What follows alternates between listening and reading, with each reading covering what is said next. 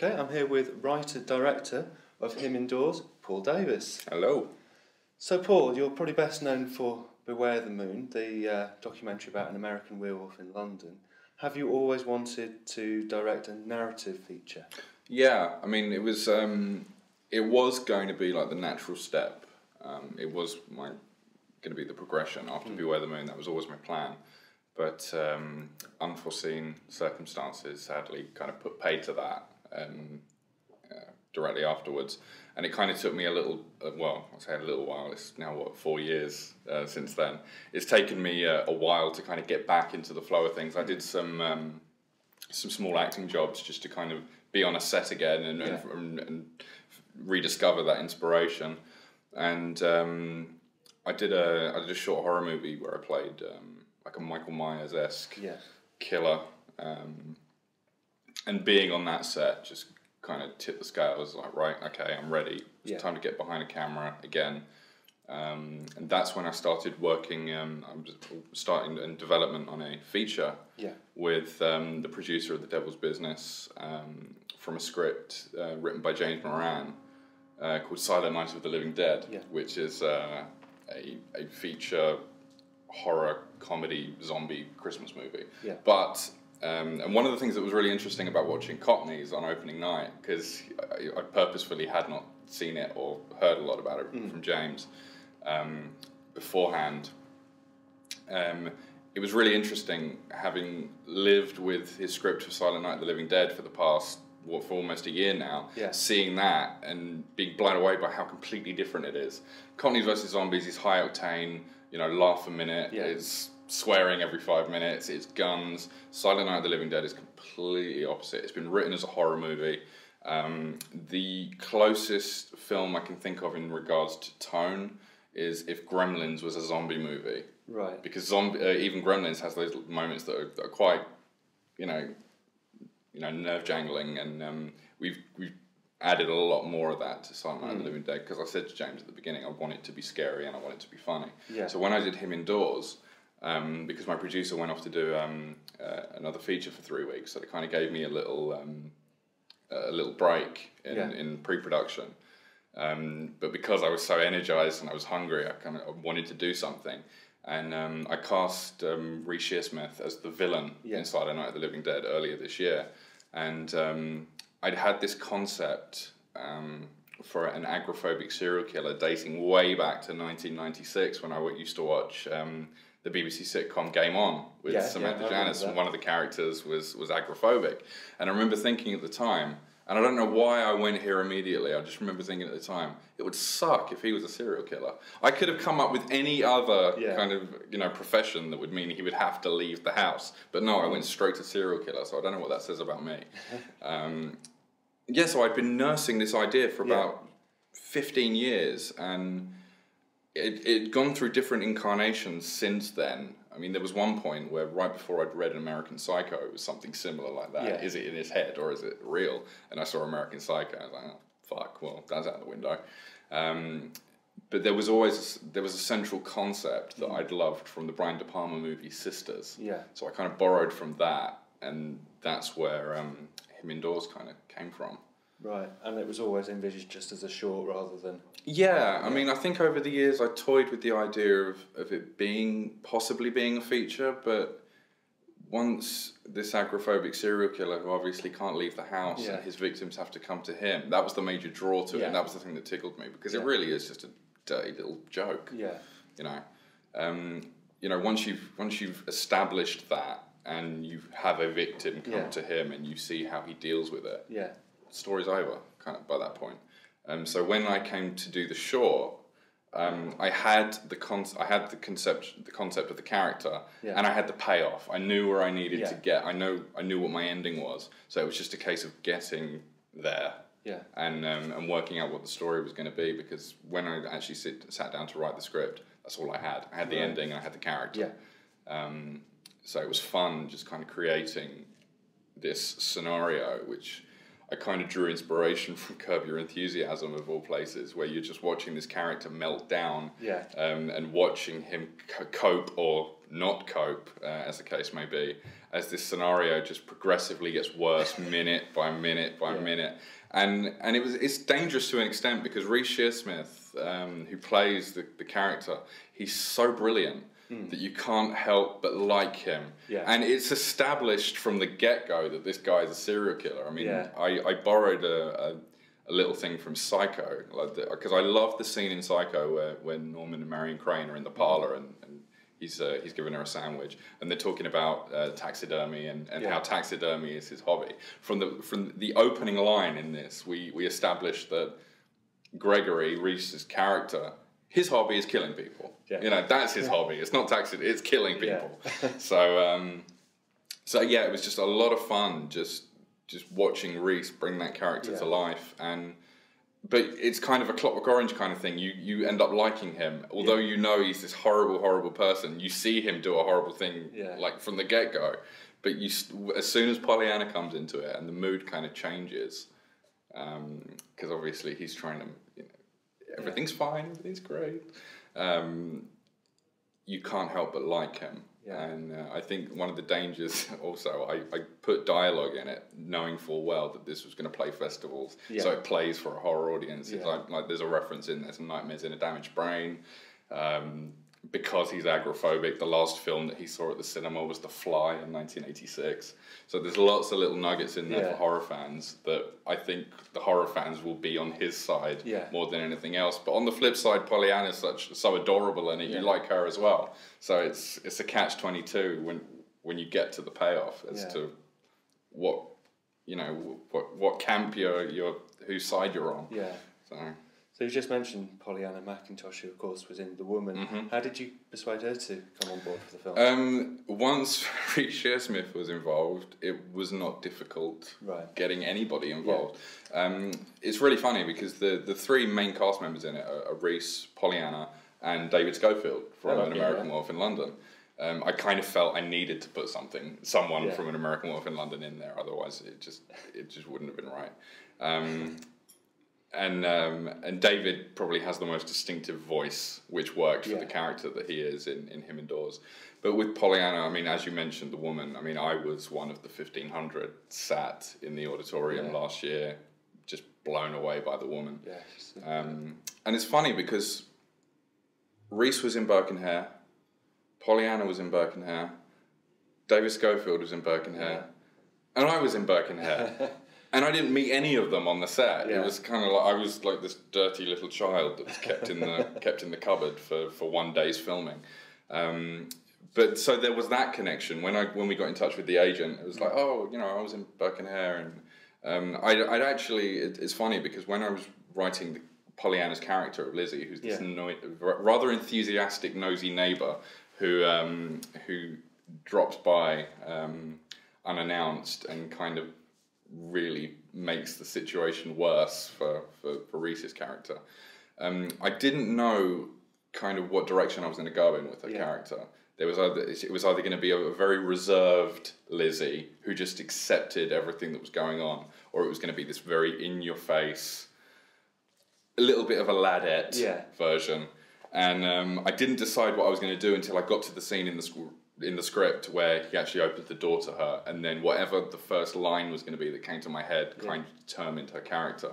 And I had two actresses in mind. The reserved one was another actress, and the boisterous one was Pollyanna. Right. So as soon as I got to that point in the script, it was Pollyanna that I saw. Right. So it was just wonderful that she loved the idea, and the idea of working with Reece Shearsmith was the biggest draw. And they are wonderful on screen together. The chemistry was unbelievable. I thought that they would improv a lot more, but they didn't. I mean, I worked with Pollyanna quite closely on her stuff in the build-up, and I did a rewrite specifically for her dialogue. But Reece, which it was terrifying for me handing the script into him the first time. You know, I watched the League of Gentlemen, been a fan of the League of Gentlemen since 1999 when it first aired. So it was absolutely terrifying. So, shit, I'm sending this to Papa Lazaro, you know. And he loved it, and he only had a couple of notes, and it was nothing that changed the story or anything like that. But apart from two things, in the finished film, every bit of dialogue is what I had written, which was really, really nice. It showed that he had trust in me, that he respected what I'd written, and that kind of put me in a comfort zone when we got on the set. Because with it being my first narrative piece, I was very, very apprehensive that there would be some people that would be like, "Oh, first time director, let's wind him up." But everybody was so sweet. I had a wonderful cast and crew. I just think I was very, very lucky on this. And if Pollyanna or Reese ever had anything that they wanted to try on set, they always came to me first. And we always did it, and it always worked. And everything that they wanted to try and play around with is in the film. So. Now, you raised the finances via Sponsium, which is one of the kind of crowdfunding websites. How did you find that process? Was that a success? Yeah, I mean, I've always been one on the other side of the crowdfunding. I'm happy to invest or contribute to projects that I think have promise by people that I believe in. Like I think three of the films that are in the short film showcase I donated to: The Captured Bird, My Brother's Keeper, and The Halloween Kid.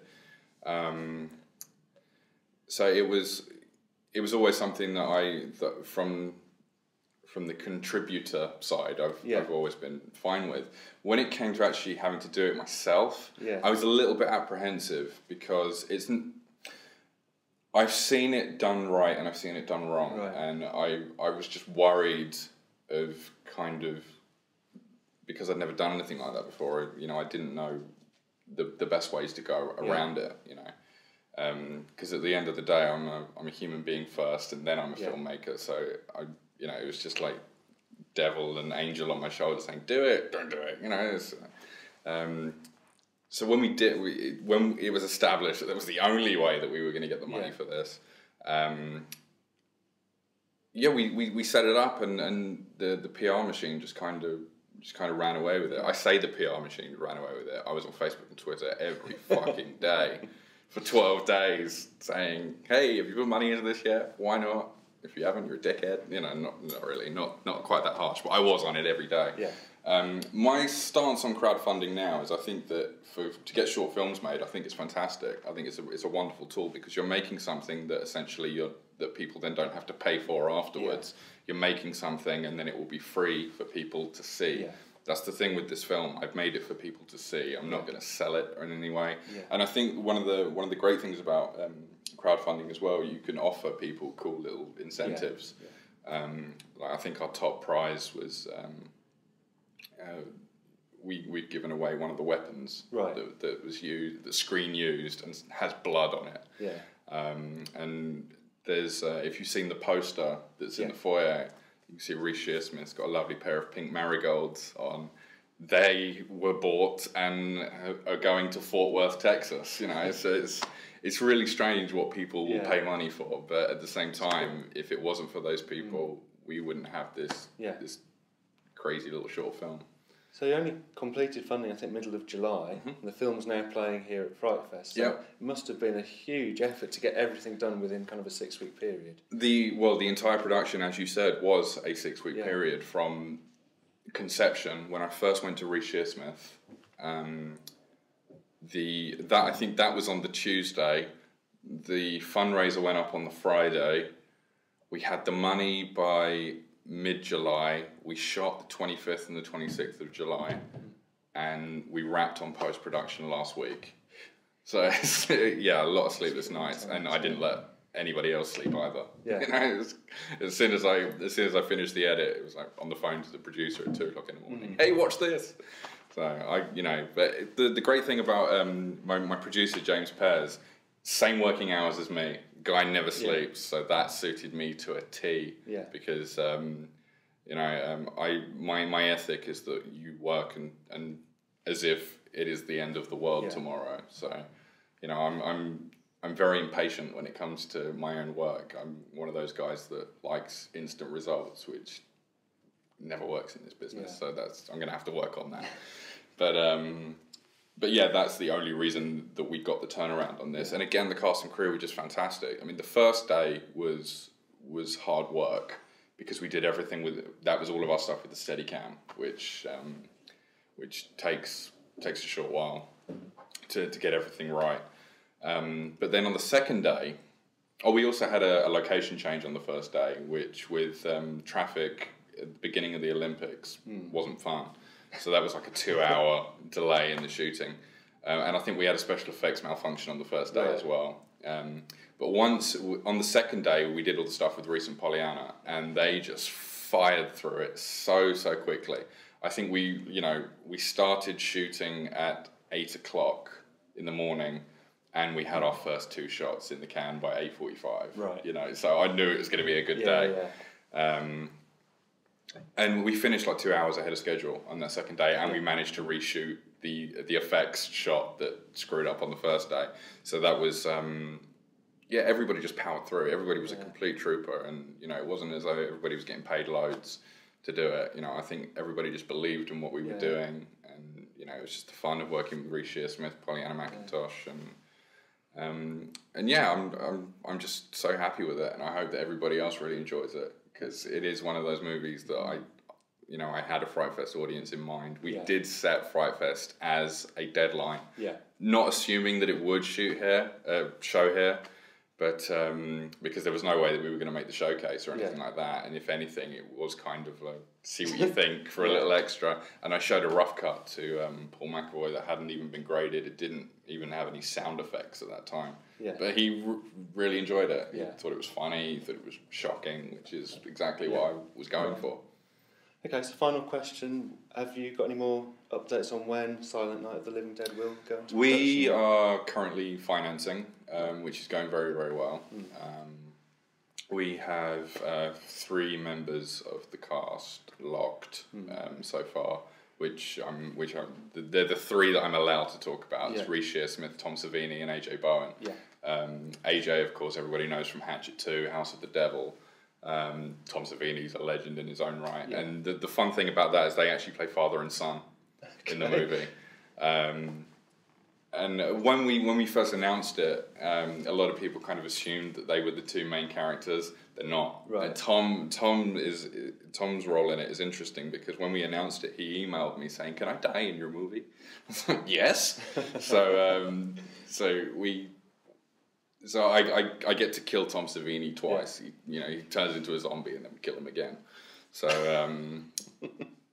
but AJ kind of plays the snarky American best friend character to the main character. And again, it's a wonderful James Moran script. Yeah.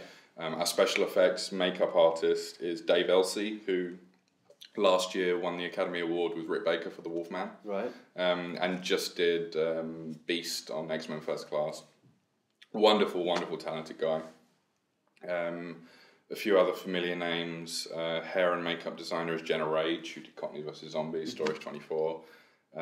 Special effects coordinator is Dan Martin, who does Human Centipede 2, and whose work is just about to be seen in Ben Wheatley's Sightseers.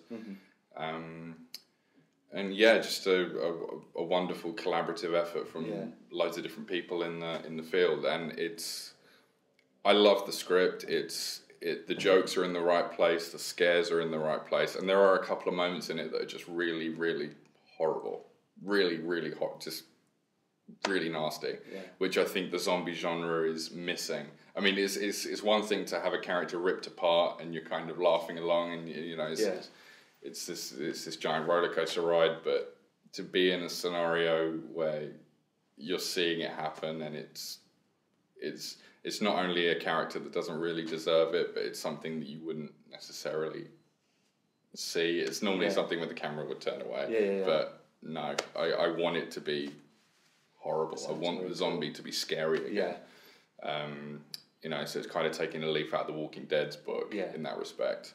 But no, a lot of fun. Hopefully we shoot January, February when no other films are getting made. So so that's Silent Night of the Living Dead, and hopefully we can bring it to FrightFest next year if we're done by then. Brilliant. I can't wait to see it. Thank you. Paul Davis, thanks for joining us. Thank you very much.